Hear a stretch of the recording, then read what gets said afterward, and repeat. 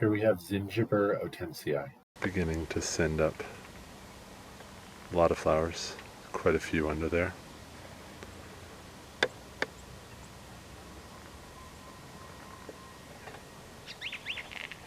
I put this in the ground as a rhizome, just a root rhizome, and it has done that, and it has probably 15 flowers emerging.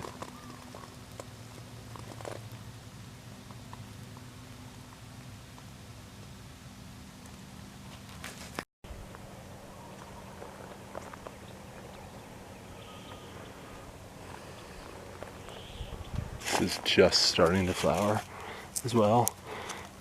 So this was the first flower that started to emerge. It's not fully open yet, but this is the way Costus and the ginger family flowers. You can actually see this is a pretty good example. You can see the way the branch is spiraling, so it spirals upwards.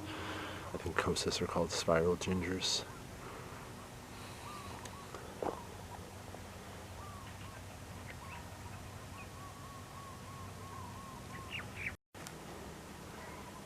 This is Costus woodsonii, an extremely prolific plant.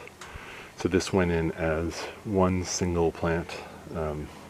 Really, this section from here over was one plant.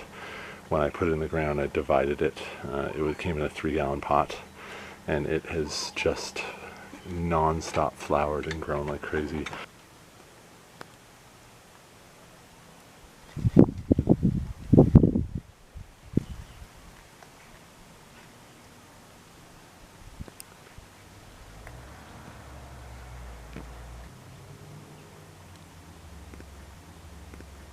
So here is another Costus, and this one, the jury's still out on this one for me because the plant is so susceptible to beetle damage. This plant gets a lot of damage, lots and lots of damage. It's a very, very pretty flower. You get this kind of honeycomb looking thing with a bunch of new buds coming out, and when they come out they're beautiful for about a day, and then they look a little ratty. So all in all, it's a prolific plant, but it looks a little beat up because of all the damage it gets. So this is the newest Costus to start flowering. Really excited about this plant. I'm mostly excited because I had lost the label and didn't know what it was for a while, and put it in, and it was a bit of a scrawny plant for a while, and then it just took off, and then about 2 weeks ago it started to flower like mad. I think this is just going to get better and better and better, so let me show you. So it's starting to, you can see the spiral on this shape too, the spiral ginger Costus, so you can see the yellow flowers starting to emerge. Here's one. I mean, does it get better than that? So soon, this thing, every one of these heads is going to have a yellow and pink flower. I mean, that's beautiful. So this is, I can't wait to see this in full bloom.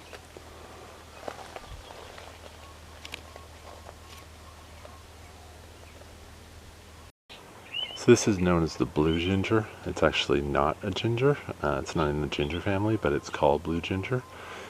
But it is doing really well.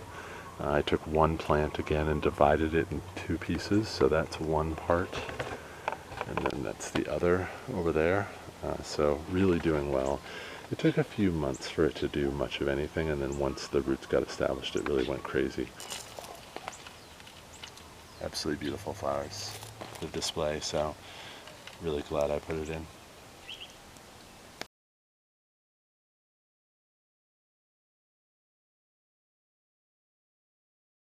It's been flowering for quite a long time.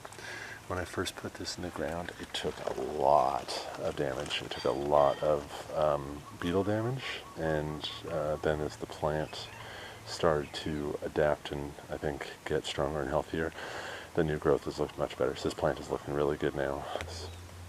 So this section over here has a couple of canna lilies, who is a sibling. So let's take a look at the plant. So you can see the size of this plant. It's growing, it's probably about 3 feet tall. It's got nice big flowers on it, on a somewhat smaller plant. So that plant is a sibling of this probably 7-foot monster. And the interesting thing is this plant, the sibling there has big flowers on a small plant. That's probably a keeper. This guy is a massive foliage plant with very, very small flowers, tiny flowers. And they're both siblings of Canna Lily Picasso, which I bought in a bag of bulbs at Walmart. But I think they both have their place. This guy is probably a really good candidate for like a hedge. It just grows prolifically. I've just been cutting it back. This was non-existent 6 months ago, and it's turned into this beast, and it's not slowing down. So 2 canna lily seedlings, and the seeds come out. I actually cut most of the seeds off last week so it would continue to flower, but the seeds look like this, and then they dry. This dries and turns brown, and then there's these hard little seeds inside.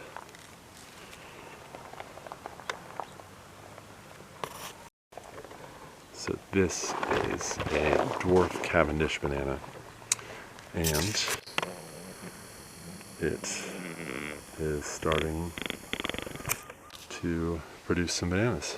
So pretty excited about this. I'm showing this because bananas are in the ginger family, so I'd consider this part of the ginger tour. I'm going to finish today with red ginger, Alpinia purpurata, and I showed a video a few months ago, I'll link to it here, of when I planted this hedge. So this hedge was 3 plants in total that I chopped up with a buck knife and planted in the ground, but these are amazing. When I first came to Hawaii on vacation maybe 15 years ago, we stayed in a hotel and they had a bunch of these red gingers in the lobby in an atrium, and it was really these plants, these red ginger, I think, is what made me fall in love with Hawaii from a plant perspective. They were just so beautiful. So on that note, I thank you very much. I hope you enjoyed the What's Flowering in the Ginger tour.